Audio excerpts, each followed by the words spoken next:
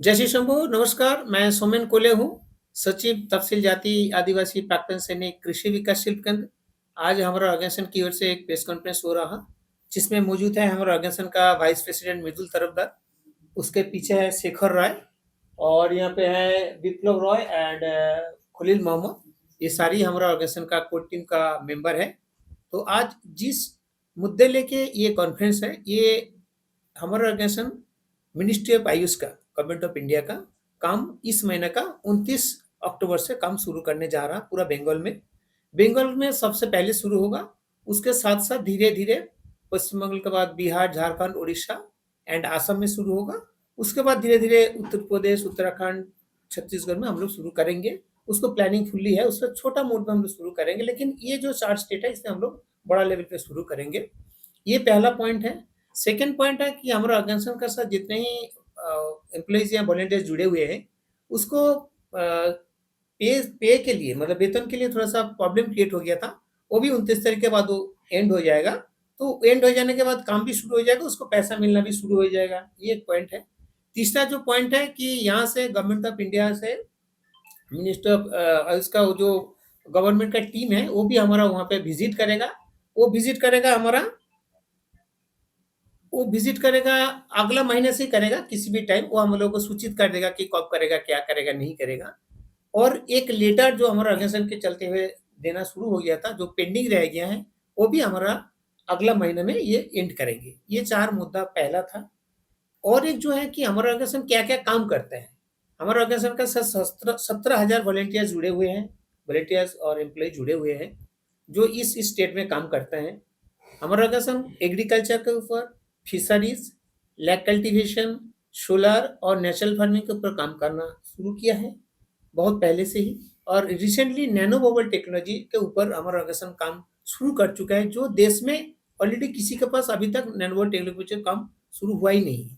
इसके विषय में पिछले साल 2024 में मिनिस्टर ऑफ फिशरीज का जो असिस्टेंट कमिश्नर संजय पांडे जी के साथ मैं और हमारा ऑर्गेनाइजेशन का जो प्रोजेक्ट डायरेक्टर है स्वपन कुमार मोहरी जी, अ, 1.5 घंटे के आसपास हम लोग प्रेजेंटेशन दिया है गवर्नमेंट ऑफ इंडिया में, जो हाईली सैटिस्फाइड भी हुए थे पांडे सर जी। तो उसको भी हमारा ऑर्गेनाइजेशन ऑलरेडी चालू कर चुका है, पायलट प्रोजेक्ट भी हमारा हो चुका है। इसके माध्यम में नैनोबोल टेक्नोलॉजी के माध्यम में इल्फिश होगा, जिसको पूंची बोलते हैं। इसके बाद सिंगी होगा, प्रॉन होगा और एक होगा क्रैब फार्मिंग। समुद्र के किनारे में जो डिस्ट्रिक्ट होता है हमारा पश्चिम बंगाल में, जहाँ खास करके उत्तर 24 परगना, मिदनापुर, पूर्व मिदनापुर और दक्षिण चौबीस परगना, ये तीनों डिस्ट्रिक्ट में हमारा पश्चिम बंगाल के ऊपर ये काम होगा। इसके लिए हमारा आज मेन फोकस है कि हमारा ऑर्गेनाइजेशन बेस्ट तरह से किस तरीके से और बेस्ट होगा, इस काम को करेंगे। और खास करके और एक काम है जो पिछले वर्ग है, पिछले बार जो है, जो गवर्नमेंट की योजना है, इसको किस तरीके से हमारा ऑर्गेनाइजेशन के माध्यम से लागू होगा, किससे गवर्नमेंट का फ़ायदा सबको मिलाना है, वही काम हमारा ऑर्गेनाइजेशन देखता है। आप लोग मीडिया में जानते हैं कि गवर्नमेंट का योजना जैसे कि हमारा टीजेपीएस, केवीएस के है, ऐसे ही बहुत सारे ऑर्गेनाइजेशन के माध्यम से गवर्नमेंट का योजना आदमी तक पहुँचना ही काम है। यही हमारा मुद्दा है। जय श्री शंभू, नमस्कार। आप लोग बस वेस्ट बंगाल में कर रहे हो या अलग-अलग स्टेट? अलग-अलग स्टेट में भी कर सकते हैं। तो वो कौन-कौन से स्टेट है? पश्चिम बंगाल है, बिहार है, झारखंड, उड़ीसा, असम, जो हमारा ऑलरेडी काम चल रहा है। और आने वाला जो स्टेट है जिसमें हम शुरू मतलब छोटा-मोटा शुरू किया है, वो है यूपी में शुरू कर दिया है, छत्तीसगढ़ में भी शुरू कर दिया और रिसेंट हम लोग राजस्थान में और उत्तराखंड में भी शुरू करेंगे। कितने लोग सर इफेक्ट होंगे इस प्रोजेक्ट से? इसमें देखिए हमारा ऑर्गेनाइजेशन का अभी जो फिलहाल जो है वो तो 17,000 है। जब ये स्टेट में शुरू हो जाएगा तो और 2-3 हज़ार, 4 हज़ार, पर स्टेट में 1,000 करके जुड़ता जाएगा, ऐड होता जाएगा। सर मेगा प्लान क्या है आपका अभी? मेगा प्लान जो है नैनोवोल्ट टेक्नोलॉजी पर हम ज़्यादा फोकस दिया है, क्योंकि वो देश में चालू हुआ ही नहीं है। ये क्या है, नैनोवोल्ट टेक्नोलॉजी का प्लस पॉइंट ये है कि मान लीजिए 1 एकड़ ज़मीन में जितना सिंगी मछली हो सकता है, उसका 1/10 में वो वही प्रोडक्शन हो जाएगा। मतलब कम जगह में ये हो जाएगा, ये ख़ासियत है। सर जिस स्टेट्स में आप लोग ये चीजें कर रहे हैं, क्या उन स्टेट्स के लोगों का भी आपको योगदान मिल रहा है? 100% मिल रहा है। और हमारा मेरा उम्मीद है पूरा टीम को भी, जो यहाँ पे है, जो यहाँ पे आ नहीं पाया, हमारा कोर टीम या जो गवर्निंग बॉडी का टीम है, सबको पूरा उम्मीद है कि जब उसका थोड़ा-सा और वॉल्यूम बढ़ जाएगा, तो और मदद मिल जाएगा। सर ये बिल्कुल अलग कैसे है बाकी सबसे?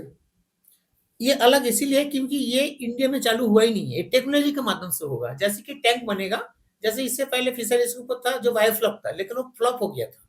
बायोफ्लॉक लेकिन वो फ्लॉप हो क्योंकि हमारा ऑर्गेनाइजेशन का भी बायोफ्लॉक है। उसमें क्या था, उसमें मछली को जो पोटी था वो निकल नहीं पा रहा था। इसमें क्या होता है, ओजोन जनरेटर के माध्यम से वो वहीं पे फ़िल्टर हो जाएगा। वो पानी फ़िल्टर होने के साथ-साथ वही पानी यूज़ होता जाएगा। ये इसका ख़ासियत है। इसकी शुरुआत कैसे हुई और आपको ये थॉट कहाँ से आया कि आपको ये चीज़ें थॉट आया है हमारा ऑर्गेनाइजेशन का जो प्रोजेक्ट डायरेक्टर स्वपन मौर्य जी, लास्ट 5 ईयर से उन्होंने इसके ऊपर काम किया है।